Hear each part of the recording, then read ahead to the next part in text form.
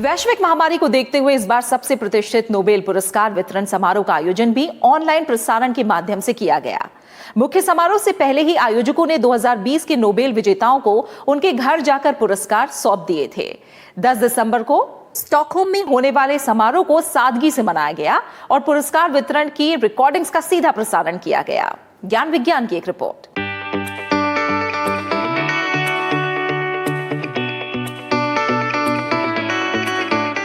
इस साल कोरोना महामारी के चलते इस बार नोबेल पुरस्कार वितरण समारोह कार्यक्रम को डिजिटल माध्यम से आयोजित किया गया।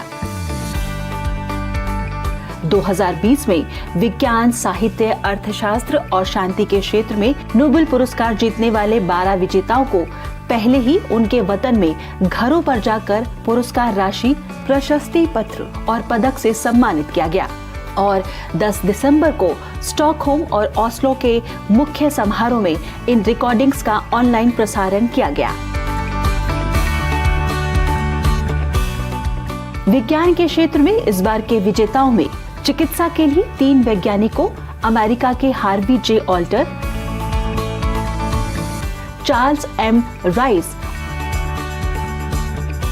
और ब्रिटेन के माइकल हॉक्टन को हेपेटाइटिस सी जैसी गंभीर बीमारी के क्षेत्र में उनके सफल प्रयासों के लिए संयुक्त रूप से नोबेल पुरस्कार के लिए चुना गया था। इस बार उनके घरों पर उन्हें पुरस्कार से सम्मानित किया गया। Professors Penrose, Gensel and Gaze, you have been awarded the 2020 Nobel Prize in Physics. भौतिकी के नोबेल पुरस्कार के लिए भी इस बार 3 वैज्ञानिकों, ब्रिटेन के रोजर पेनरोज, जर्मनी के रेनहार्ड गेंजेल और अमेरिका की एंड्रिया गेज के नामों की घोषणा की गई थी।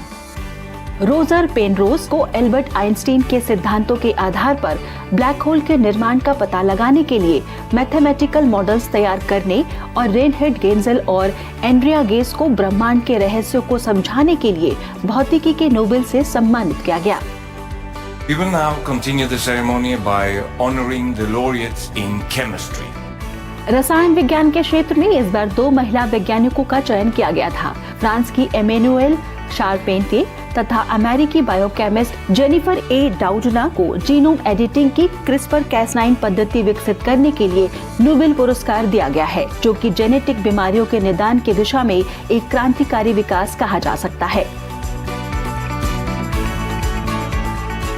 इससे पहले 9 दिसंबर को नोबेल पुरस्कार विजेताओं ने वर्चुअल माध्यम से अपने संबोधन दिए थे। नोबेल पुरस्कार विश्व के सबसे प्रतिष्ठित सम्मान है।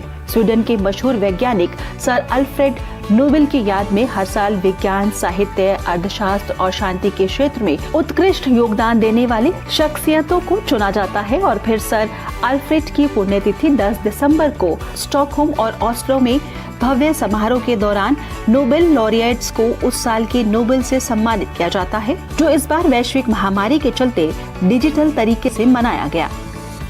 So we will end this ceremony with David Bowie's Heroes, because that is what you are to us, heroes for all the great things you are doing for mankind. Thank you, and once again, congratulations.